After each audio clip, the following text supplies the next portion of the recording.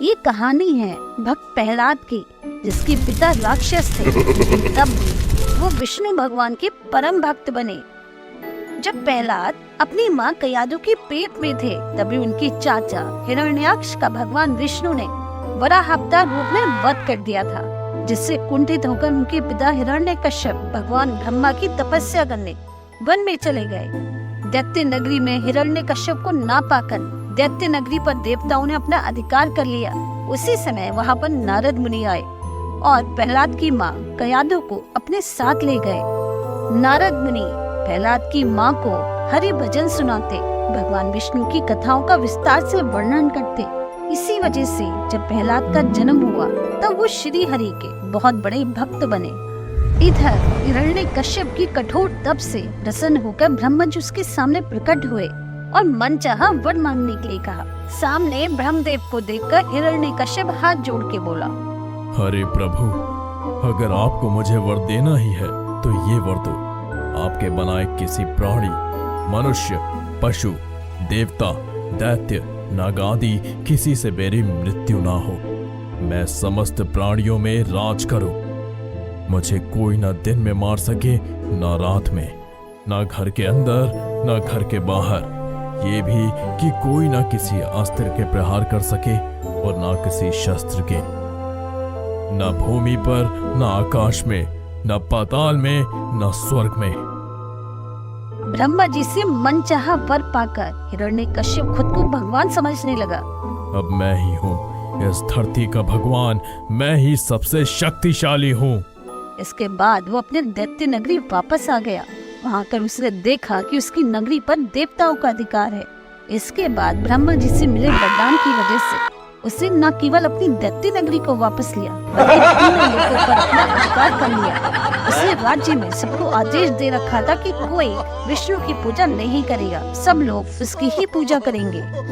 हिरण्यकश्यप की तपस्या समाप्त होने पर कयादु भी अपने पुत्र प्रहलाद को लेकर दैत्य नगरी लौट आई। प्रहलाद हिरण्यकश्यप का पुत्र था, लेकिन राक्षस का पुत्र होने के बाद भी उसमें कोई भी राक्षसी गुण नहीं था। तो भगवान विष्णु का अनन्य भक्त था। उसका अधिकतर समय भगवान विष्णु की पूजा में बीतता। उनके भजनों का वो मंदिरों में गान करता, सबको समझाता कि भगवान विष्णु सर्वशक्तिमान है। आप सबके दुख को वही दूर कर सकते हैं। अगर कुछ मांगना है तो श्री हरि विष्णु से मांगो। हिरण्यकश्यप ने अपने पुत्र को समझाने की बहुत कोशिश की। उसे बार बार समझाता, पुत्र, इस पृथ्वी का भगवान मैं हूँ, क्योंकि मैं सबसे शक्तिशाली हूँ। तेरा विष्णु भी मेरा कुछ नहीं बिगाड़ सकता, इसलिए तू मेरी पूजा कर और सबसे भी मेरी पूजा करने के लिए कहे। लेकिन प्रहलाद पर हिरण्यकश्यप की किसी बात का कोई असर नहीं हो रहा था। हिरण्यकश्यप को डर था कि प्रहलाद की बातों में आकर उसके राज्य के लोग विष्णु की पूजा न करने लगे, उसका डर कहीं खत्म ना हो जाए। हिरण्यकश्यप ने अपने 5 साल से भी छोटे पुत्र प्रहलाद को मारने की बहुत बार चेष्टा की, लेकिन हर बार उसका प्रयास असफल सिद्ध हुआ। उसने अपने सैनिकों को बुलाया, आज्ञा दी, सैनिकों, इसे लेकर जाओ और पागल हाथी के सामने डाल दो। जैसे ही प्रहलाद को पागल हाथियों के सामने ले जाया गया, हाथी ने झुककर प्रहलाद को प्रणाम किया, उसे अपनी पीठ पर बिठा लिया। सब लोग ताली बजाने लगे। ये सब देखकर हिरण्यकश्यप का क्रोध और बढ़ गया। इसके बाद प्रहलाद को सांपों से भरे कुएं में फेंकवा दिया गया, लेकिन वहाँ से भी प्रहलाद मुस्कुराता हुआ बाहर आ गया। इसे पहाड़ से नीचे फेंक दो। पर्वत की चोटी से नीचे खाई में फेंकवाया गया, लेकिन प्रहलाद हंसता मुस्कुराता हुआ चोटी से बाहर आ गया। इसके पैरों में बेड़ियां बांधकर समुद्र में फेंक दो। उसे बेड़ियों से बांधकर समुद्र में फेंकवाया गया। लेकिन जब हिरण्यकश्यप शाम को अपने महल आया तो वहाँ पे उसने प्रहलाद को सकुशल देखा। हिरण्यकश्यप ने प्रहलाद को मारने की अनगिनत कोशिश की, उसे अस्त्र शस्त्र से मरवाने की कोशिश की, लेकिन हर बार भगवान विष्णु प्रहलाद की रक्षा के लिए आ जाते और हिरण्यकश्यप प्रहलाद का कुछ नहीं कर पा रहा था। हिरण्यकश्यप की एक बहन थी होलिका, जिसे ये वरदान था कि उसके आग में बाल भी बाका नहीं होगा। कहते हैं कि उसके पास एक चादर थी जिसे ओढ़ लेने से वो जलती नहीं थी। प्रहलाद को मारने के लिए होलिका चादर ओढ़कर चिता में बैठ गई। होलिका की गोद में भक्त प्रहलाद को बिठा दिया गया। थोड़ी देर में इतनी तेज हवा चली कि चादर ओढ़कर भक्त प्रहलाद के ऊपर आ गई और होलिका जैसे वरदान था कि वो आग से उसका बाल भी बांका नहीं होगा, वो खुद ही उस आग में जल के मर गई। प्रहलाद मुस्कुराता हुआ आग से बाहर आ गया। अपनी बहन होलिका के मरने के बाद हिरण्यकश्यप का क्रोध और बढ़ गया। अब वो किसी भी कीमत पर प्रहलाद को मारना चाहता था। इसके लिए उसने अपने सभा में गर्म लोहे का एक खम्भा तैयार किया। प्रहलाद को अपनी सभा में बुलाया और उससे पूछने लगा, कहाँ है तेरा विष्णु? कौन करेगा तेरी रक्षा? आज तुझे मुझसे कोई नहीं बचा सकता। हिरण्यकश्यप की बात सुनकर भक्त प्रहलाद हाथ जोड़ के बोले, पिताजी, मुझे तो अपने भगवान हर तरफ दिखाई देते हैं। मुझे तो इस जलते हुए खम्बे में भी अपने प्रभु के दर्शन हो रहे हैं। उसकी बात सुनकर हिरण्यकश्यप का क्रोध और बढ़ गया। उसने कहा, ठीक है, अगर तुझे इस खम्बे में प्रभु दिखाई देते तो मैं तुझे अभी इस खम्बे से बांध देता हूँ। बुलाना है तो बुला अपने हरि को, अपने भगवान को। देखता हूँ तेरा विष्णु आज तुझे कैसे बचाता है।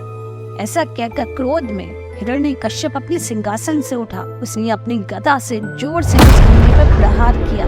उसी समय खम्बे से बहुत भयानक शब्द हुआ। खम्बे को तोड़कर एक विचित्र प्राणी बाहर निकला, जिसका आधा शरीर इंसान का था और आधा शरीर सिंह का।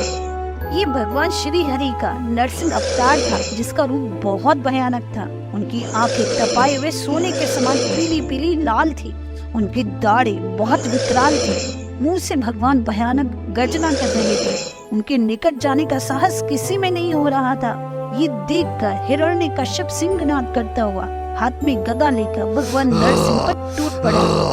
तब भगवान भी हिरण्यकश्यप के साथ कुछ देर तक युद्ध लड़ते रहे। अंत में झपट कर दबोच लिया, उसे अपनी जांघों पर बिठाया। खील खील अपने नाखूनों से उसका कलेजा काटकर उसे मार दिया। जिस समय भगवान ने हिरण्यकश्यप को मारा, उस समय न दिन था न रात, शाम का समय था। न भगवान ने किसी अस्त्र न किसी शस्त्र अपने नाखूनों से उसका वध किया। उस समय भगवान न इंसान थे, न जानवर, न देव, न राक्षस। उस समय भगवान श्री नरसिंह रूप में थे। हिरण्यकश्यप को मारने के बाद नरसिंह भगवान का क्रोध बढ़ता ही जा रहा था। हिरण्यकश्यप की मृत्यु का समाचार सुनकर ब्रह्मा जी, शंकर भगवान, सारे देवता, ऋषि, मुनि, नाग, गंधर्व सब हाथ जोड़कर भगवान की स्तुति करने लगे। लेकिन भगवान नरसिंह का क्रोध शांत नहीं हो रहा था। तब ब्रह्मा जी ने भक्त प्रहलाद से कहा, पुत्र, भगवान तुम्हारे पिता पर ही क्रोधित हुए हैं। पुत्र, तुम्हारी वजह से ही ये नरसिंह अवतार लिया है। अब तुम ही जाकर भगवान को शांत करने की कोशिश करो। तब प्रहलाद ने भगवान के समीप जाकर हाथ जोड़कर उन्हें दंडवत प्रणाम किया। जमीन पर लौटकर उनकी स्तुति करने लगे।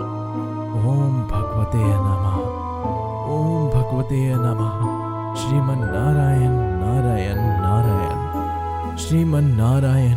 भक्त प्रहलाद को अपने चरणों में देखकर भगवान दयालु उठे। उन्होंने आगे बढ़कर भक्त प्रहलाद को अपनी गोद में उठा लिया। अपनी गोदी में बिठाकर बोले, पुत्र प्रहलाद, तुम्हारे जैसा मेरा भक्त ना कोई हुआ है, ना कोई आगे होगा। नरसिंह रूप में श्री हरि ने भक्त प्रहलाद को प्यार किया, उसे आशीर्वाद दिया। वो वहां से अंतर्ध्यान हो गए। भक्त प्रहलाद की ये कहानी जो भी मनुष्य सच्चे मन से सुनता है, उसके पाप शीघ्र ही नष्ट हो जाते हैं। और जिस प्रकार भगवान ने भक्त प्रहलाद की सभी आपत्तियों से रक्षा की, उसी प्रकार भगवान अपने हर भक्त की रक्षा करे।